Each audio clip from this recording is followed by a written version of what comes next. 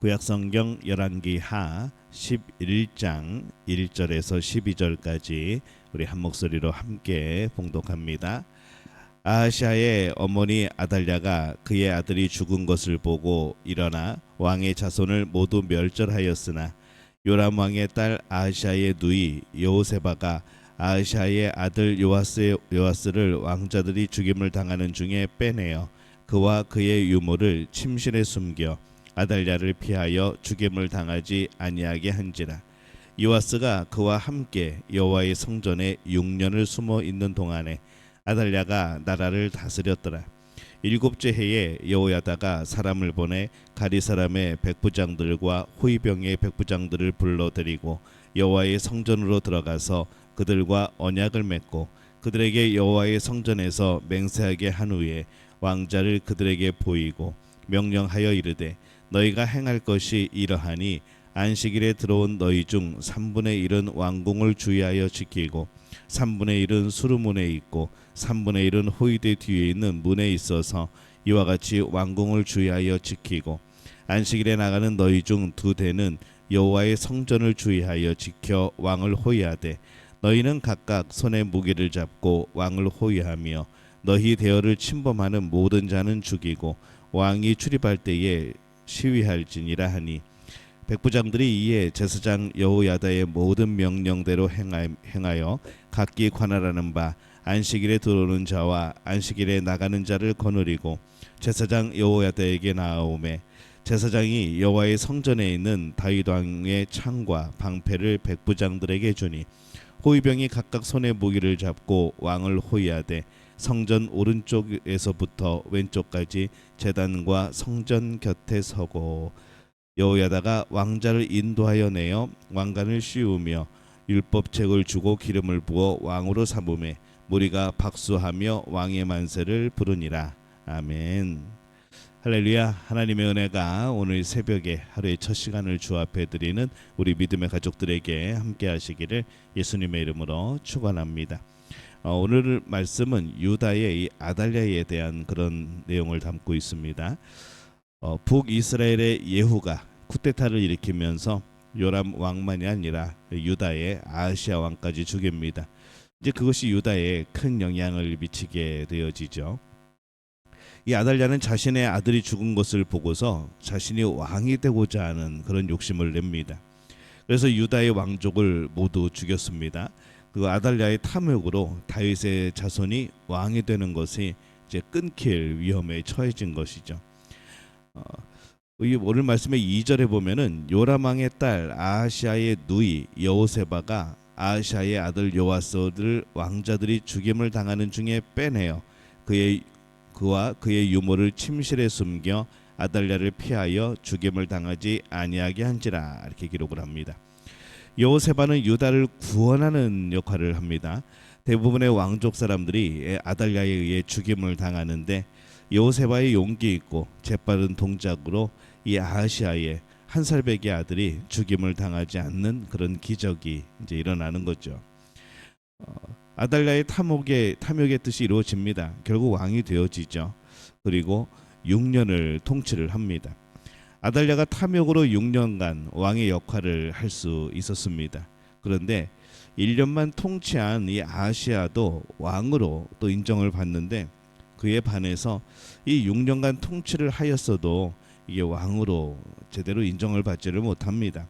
성경은 그를 왕으로 인정하는 표현이나 그런 평가를 하지 않는 것이죠. 사람들은 세상에서 탐욕으로 이것저것 소유하기도 합니다. 그러나 하나님께서 인정하지 않는 그런 경우들이 많이 있을 겁니다. 탐욕으로 소유하게 된 것은 도둑질이나 강도질하여 얻은 것과 다를 바가 없기 때문인 거죠. 또 그것은 소유하였어도 결국엔 그 소유가 복되지를 못합니다. 아달랴가 탐욕에 눈이 멀어 모든 왕족을 죽였지만 이 아하시아의 왕의 아들이 살아남을 수 있던 것은 참 큰 기적입니다. 아달랴가 통치한 이 6년은 그것은 한편으로는 한 살배기 요아스가 7살의 아이로 자라는 그런 배경이 되어지는 것이죠. 오늘 말씀 4절에 보면은 7째 해에 여호야다가 사람을 보내 가리 사람의 백부장들과 호위병의 백부장들을 불러 데리고 여호와의 성전으로 들어가서 그들과 언약을 맺고 그들에게 여호와의 성전에서 맹세하게 한 후에 왕자를 그에게 보이고 이렇게 말씀을 합니다. 이 여호야다는 요아스가 7살이 되었을 때 그를 왕위에 앉히기로 결의를 합니다. 유다에서 13살이 되어야 성인이 되지만은 그러나 이 아달랴의 통치가 계속 놔두면 안 되는 그런 상황에 치닫고 있기 때문에 또 유다의 정체성이 사라지고 종교의 모든 면이 또 비정상적인 그런 상태였기 때문에 이 여호야다는 드디어 요아스를 왕위에 앉히기로 결정을 합니다.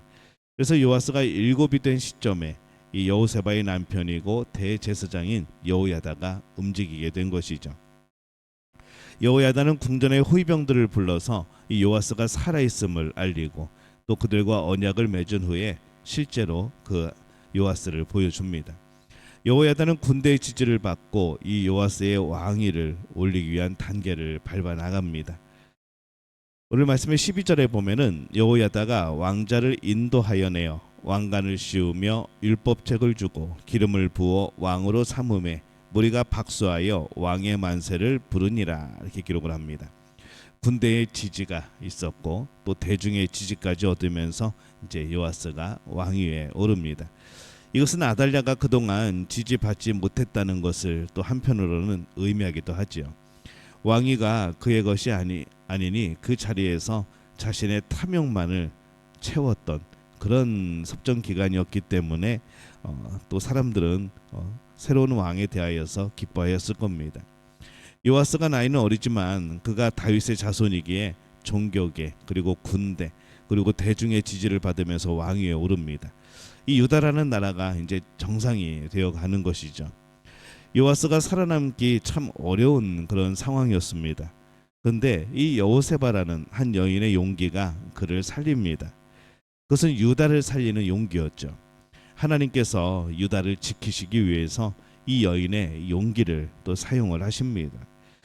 이 여인의 남편인 여호야다는 용기를 내서 아달랴를 몰아내고 요아스를 왕위에 앉게 합니다.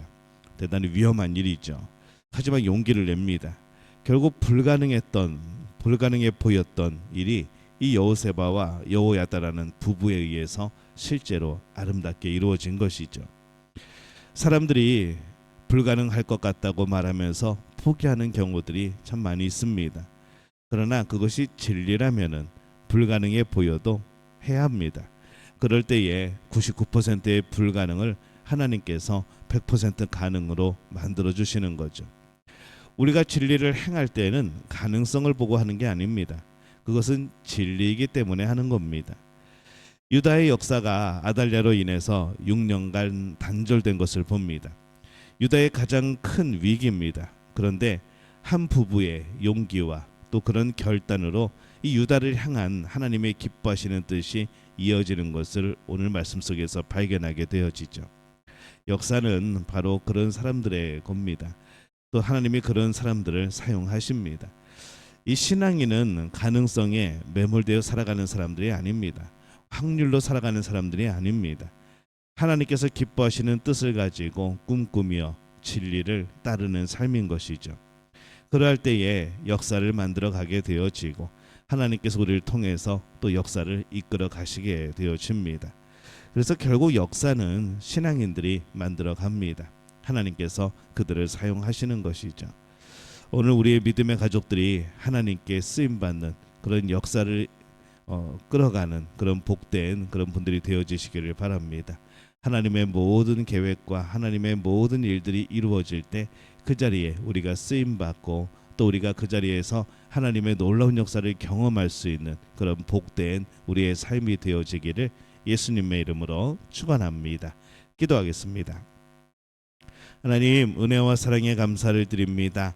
하나님의 자녀들이 하나님께 쓰임 받을 때 하나님께서 이루시는 놀라운 일들 속에 우리가 그 놀라운 역사를 현장에서 경험하게 될 줄로 믿습니다.